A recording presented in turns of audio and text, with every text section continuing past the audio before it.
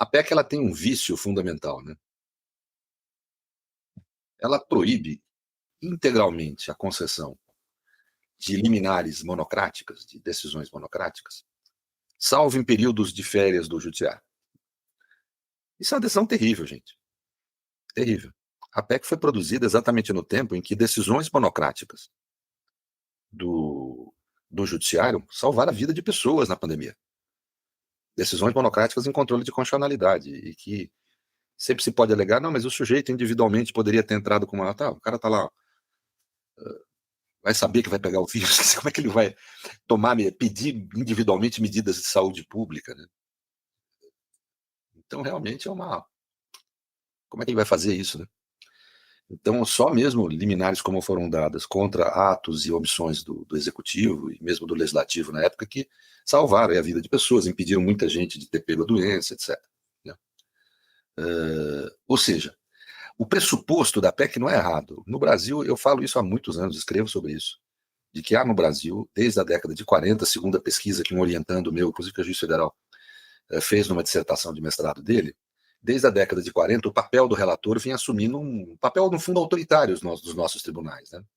O relator decide muito, além do que deveria. O direito na modernidade, desde as cortes de Westminster, ele é caracterizado por isso. Há uma certa compreensão que a decisão colegiada, coletiva, tende a ser menos arbitrária do que a adesão individual. Né? Então, isso se reflete em qualquer constituição democrática do mundo contemporâneo. Né?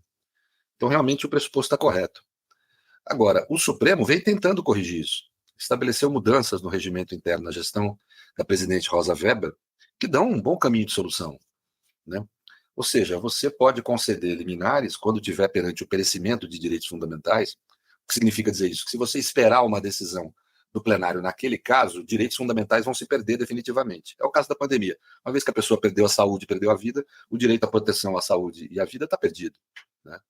E a Constituição determina como cláusula pétrea que todos nós temos direito a não ter direitos nossos perecidos por falta de proteção jurisdicional.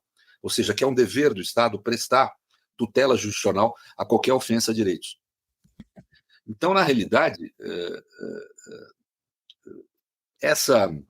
esse tipo de decisão é importante que exista nessa situação excepcional. Como regra, a PEC está correta, como regra geral.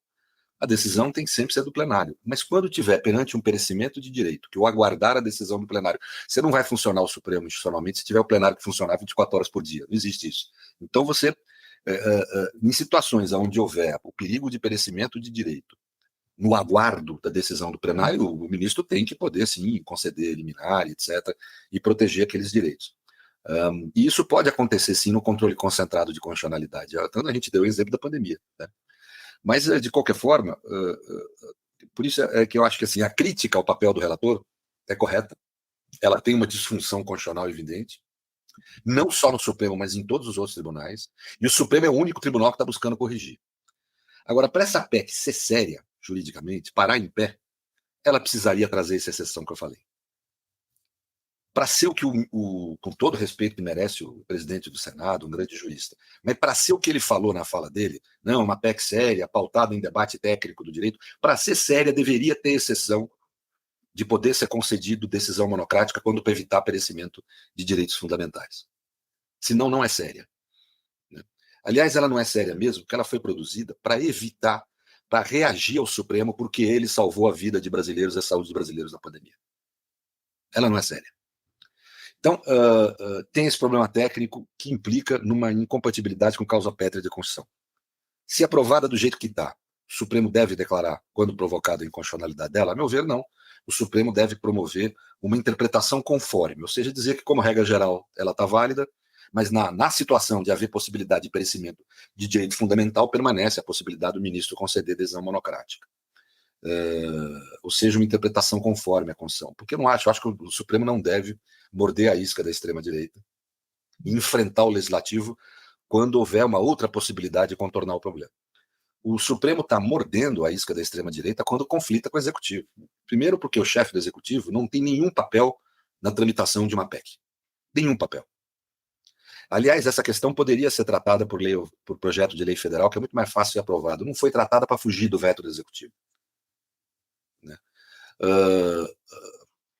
querer pressionar o presidente Lula a tomar qualquer medida pessoal, afastar o líder do governo no Senado por causa disso, porque o senador Jacques Wagner teve um ponto diferente do meu aqui, e acabou aprovando. É absolutamente irrazoável. O Supremo está fugindo muito do seu papel quando adota esse tipo de postura. Não é papel do Supremo ficar recomendando a chefe do Executivo o que fazer com o líder no Senado. Né? Inclusive porque há um exagero nisso. O senador Jacques Wagner é um voto só, todos os outros do PT ali votaram contrário à PEC, etc. Eu acho que o Supremo desborda e acaba dando razão, botando lenha na fogueira da extrema-direita, quando ela faz críticas à excessiva politização dele. O Supremo deveria aguardar, inclusive nas críticas ao Senado, deveria ser mais contido do que entre nós. A nós cabe a crítica. Nós, da comunidade jurídica, temos que fazer a crítica. Essa é a primeira questão, a técnico-jurídica. Eu só queria terminar a segunda dimensão, que é a oportunidade. Nós temos que, quando cresce a extrema-direita, nós temos que fazer sempre a crítica da crítica. Muitas vezes a extrema-direita faz críticas adequadas à democracia, que revelam problemas da democracia, só que a função da crítica não é corrigir ou melhorar a democracia, é destruir a democracia. Carl Schmitt, por exemplo, fez muito isso quando criticava a democracia representativa. Por exemplo, no livro Crise da Democracia Parlamentar. Você pega ali algumas críticas dele, nós temos que admitir que às vezes são corretas. Né? Muitas vezes, por exemplo, o representante, o eleito, age muito mais em torno do seu próprio interesse do que no interesse de quem o elegeu. Né? As decisões, às vezes, na democracia demoram, como ele falou. Quer dizer, ou seja, mas só que ele fazia a crítica não com a função de corrigir a democracia ou de melhorar. Ele fazia a crítica para destruir a democracia. Então, mesmo o pressuposto dessa PEC tendo algum sentido positivo, que é reduzir o papel do relator, um papel inadequado, face à condição que os tribunais do Brasil ele exerce, a preocupação ali não me parece ser uma preocupação de corrigir a jurisdição, até porque existem várias outras medidas também necessárias de serem adotadas. A intenção ali é, por parte da extrema-direita, de destruir o judiciário e a democracia, como ela já revelou na Polônia, já revelou na Turquia, recentemente em Israel, antes do conflito. Né? Uma predileção da extrema-direita em atacar o judiciário, que ele quer fazer limites ao poder político. Posso discutir depois aqui. E no plano do Centrão, com todo respeito do presidente Pacheco, etc., há um oportunismo, como falou aqui o Florestan. O presidente Pacheco, com todo respeito, pelo que eu li na mídia, ele pretende melhorar aí o desempenho eleitoral dele com o eleitorado reacionário, está preocupado com isso, que critica ele por supostamente ter sido leniente no passado com o STF. Na realidade, ele estava sendo ponderado, equilibrado, face à condição da democracia. Né? Mas para poder atrair, vamos dizer, esse eleitorado de extrema-direita, ele resolveu comprar esse conflito com o STF absolutamente sem sentido. Né?